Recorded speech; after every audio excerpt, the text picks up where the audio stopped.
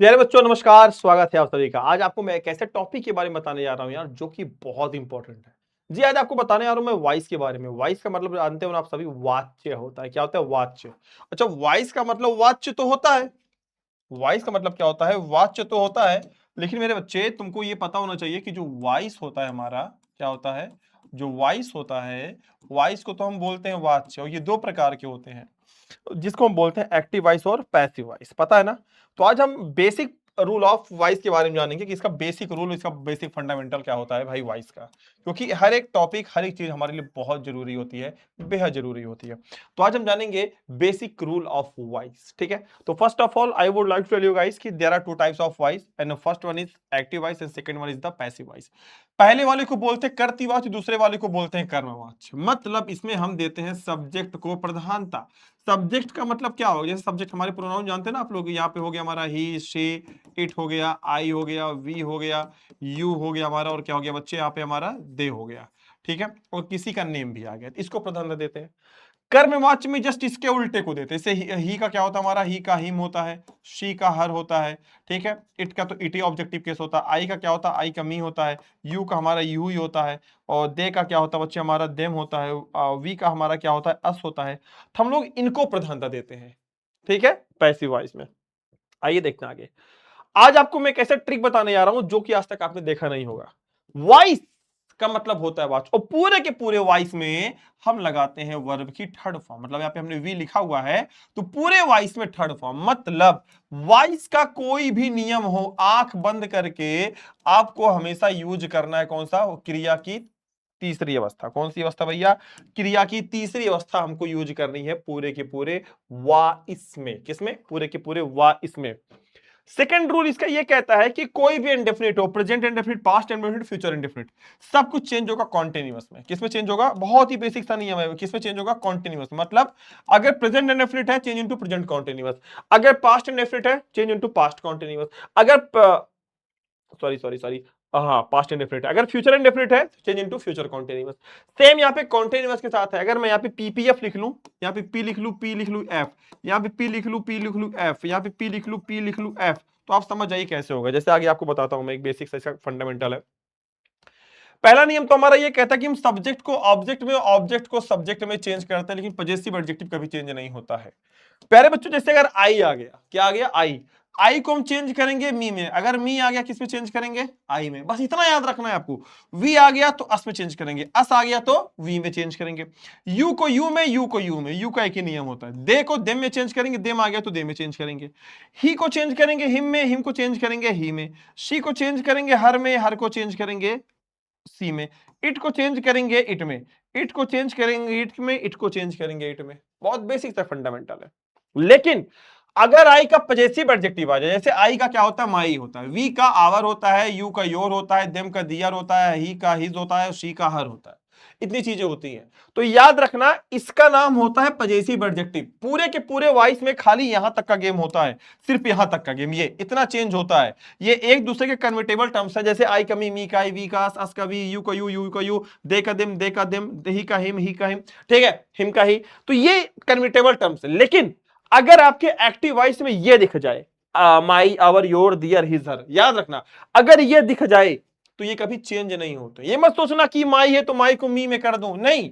ये इनका पार्टिकुलर घर है, ये इसमें कोई प्रवेश नहीं कर सकता है। मतलब माई, आवर, योर, दियर, हिजर, ये कभी चेंज नहीं होते। जैसे रहेंगे वैसे ही लिख दिए जाएंगे। एक्चुअली क्या होता है? ये पॉजेसिव एडजेक्टिव इसको हम बोलते हैं। क्या बोलते हैं बच्चे? इतने को हम क्या बोलते हैं? Possessive adjective.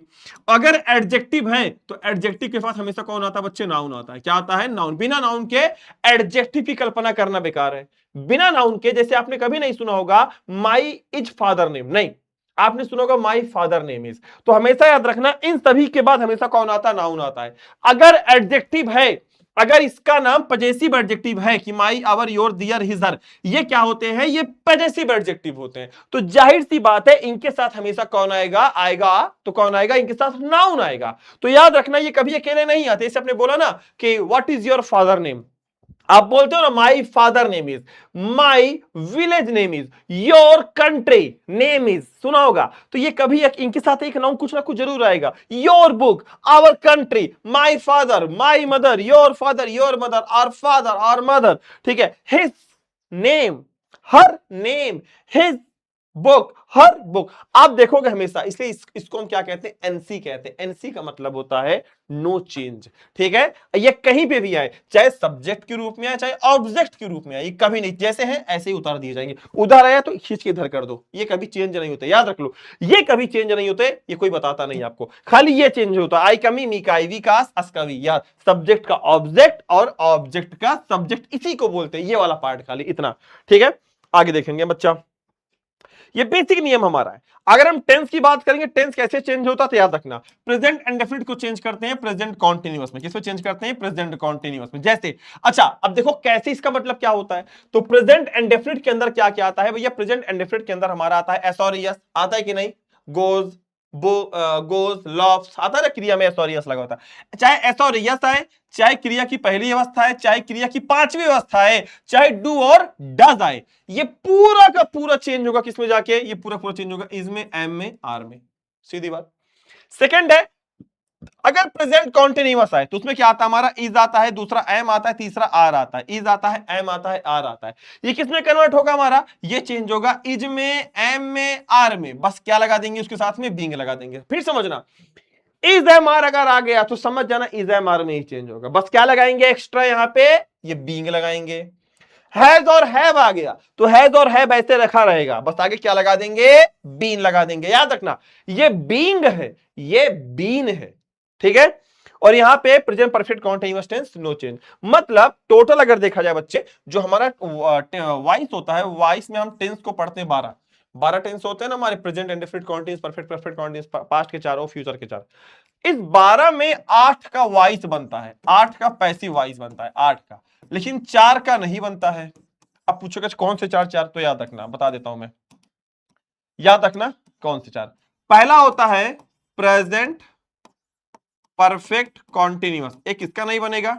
दूसरा होता है पास्ट परफेक्ट कॉन्टिन्यूअस का नहीं बनेगा, तीनों कॉन्टिन्यूअस। एक होता है फ्यूचर परफेक्ट कॉन्टिन्यूअस, इनका नहीं बनेगा, 3 हो गए। जो लास्ट वाला होता है हमारा, इसमें होता है हमारा कौन सा, फ्यूचर कॉन्टिन्यूअस। मतलब फ्यूचर के 2 हो जाएंगे, एक फ्यूचर कॉन्टिन्यूअस, एक फ्यूचर परफेक्ट कॉन्टिन्यूअस। फ्यूचर के 2, एक प्रेजेंट का हो गया, एक पास्ट का हो गया। मतलब तीनों टेंस के पास्ट परफेक्ट कॉन्टिन्यूअस, जैसे present perfect continuous, past perfect continuous and future perfect continuous, 3 ही हो गए। और फ्यूचर में एक और फ्यूचर कॉन्टिन्यूअस, इन 4 का वॉइस नहीं बनता है। बाकी 4 बाकी 8 का बनेगा, 3 प्रेजेंट के, 3 पास्ट के और 2 फ्यूचर के, ठीक है। हाँ, अगर हम बात करेंगे पास्ट इंडेफिनिट की, तो पास्ट इंडेफिनिट में क्या होता है, वर्ब की सेकंड फॉर्म डिड, सब कुछ चेंज होगा वाज एंड वर में। पास्ट कॉन्टिन्यूअस में आता है वाज एंड वर, चेंज करेंगे किसमें, वाज वर प्लस बीइंग में। हैड को चेंज करेंगे बीन में, हैड बीन, नो चेंज होगा। सेम चीज फ्यूचर के साथ भी होगा, विल सेल चेंज करेंगे विल और सेल में। देखो विल सेल में क्या होता है, सब जगह विल सेल आएगा, बस बी लगा दो, बस विल सेल को विल सेल में चेंज करना, बस एक्स्ट्रा क्या लगाना है, बी लगाना है। विल भी सेल भी आएगा तो कोनो चेंज नहीं करेंगे, नो चेंज, यही होता है प्रेजेंट फ्यूचर कॉन्टिन्यूअस।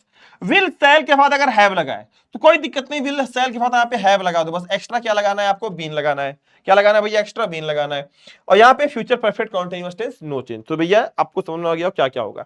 इसका अगर मैं आपको ट्रिक बता दूं, इसका एक ट्रिक याद रखना, अगर simple I A square W square आ जाए, मतलब इज एम आर, 2 बार है ना, ए स्क्वायर का मतलब 2 बार है, डब्ल्यू स्क्वायर का मतलब 2 बार W. Is am are was were change होगा किसमें, is am are change into is am are, was were change into भैया किसमें, was were, was were change into किसमें, वाज वर चेंज इनटू किसमें, was were change into हमारा was were में। बस सबके साथ में क्या लगा देंगे, बीइंग लगा देंगे, क्या बीइंग लगा देंगे। एच क्यूब, एच क्यूब का मतलब हमारा होता बट्टा हैज होता है, हैव होता है, और क्या होता है भैया, हैड होता है ना, हैज हैव हैड। तो हैज हैव हैड को चेंज करेंगे किसमें, हैज हैव हैड को चेंज करेंगे हैज हैव हैड में ही। हैज हैव चेंज होगा हैज हैव में, हैड हमेशा हैड में चेंज होता है। बस इसके साथ क्या लगा देंगे, तो कोई ट्रिक है हमारा, ये ट्रिक है बाबू, क्या है ये हमारा ट्रिक है, क्या लगा देंगे लल्ला, ये हेड किस में चेंज करेंगे? बीन में। किसमें भैया? बीन में चेंज करेंगे। याद रखना is am are was verb के साथ क्या आता है? हमारा बीइंग आता है, BEING। ये कोई क्लियर नहीं करता। और हैज हैव हेड के पास हमारा क्या आता है? बीन आता है अकॉर्डिंग टू सब्जेक्ट। कहां पे हमारा क्या लगेगा? तो इस फॉर्मूले को आप याद रखना, is am IA square W square H cube. ठीक है। और अगर एक्टिव वॉइस में अगर मॉडल ऑक्सिलरी आ जाए, तो अगर कैन है चेंज इनटू किसमें करेंगे? अगर हमारा है कैन है, कैन को चेंज करेंगे कैन बी में। सेल है, सेल को चेंज करेंगे शैल बी में। मे है तो मे को चेंज करेंगे मे बी में। मतलब मॉडल ऑक्सिलरी में क्या आता है? सारी सहायक क्रिया रहेगी, बस क्या लगा देंगे? बी। और आपको पता होना चाहिए कि बी के बाद हमेशा कौन सा फॉर्म आता है बाबू? वर्ब की थर्ड फॉर्म आती है। कौन सी फॉर्म आती है बच्चे? वर्ब की थर्ड फॉर्म आती है। कौन सी फॉर्म आती है? वर्ब की थर्ड फॉर्म आती है। ठीक है। और अगर टू आ गया तो टू को चेंज करते हैं टू प्लस बी में। किसमें चेंज करेंगे? जैसे हैव टू आ गया तो हैज टू भी हो जाएगा और हैव टू भी हो जाएगा। प्यारे साथियों, ये बताइए सारे बच्चे कमेंट करके सेशन कैसा लगा? प्यारे बच्चों, अगर आपको ये सेशन लगा, अच्छा लगा, अगर आप चाहते हो कि सर आप हमें इसके एग्जांपल्स के बारे में बता दीजिए, तो गाइस प्लीज अगर इस पे 200 कमेंट वीडियो पे आ गया तो बेटा आपको हम बता देंगे इसके सारे के सारे टेंस के एग्जांपल। अगर सेशन अच्छा लगा हो तो बेटा वीडियो को लाइक कर लेना, सब्सक्राइब कर लेना, सेशन को इस चैनल को शेयर कर देना दोस्तों तक। ठीक है। अगर आप चाहते हो सर इसके एग्जांपल्स हमको बताए जाएं, अगर आपको वीडियो अच्छी लगी, अगर आपको कॉन्फिडेंस बिल्ड हुआ, तो do more and more comment, do more and more comment guys. मिलेंगे अगली क्लास में, तब तक के लिए आप सभी को wish you all the best. अगर चैनल पे नए हो तो जाके एक बार सब्सक्राइब कर लो। Thank you.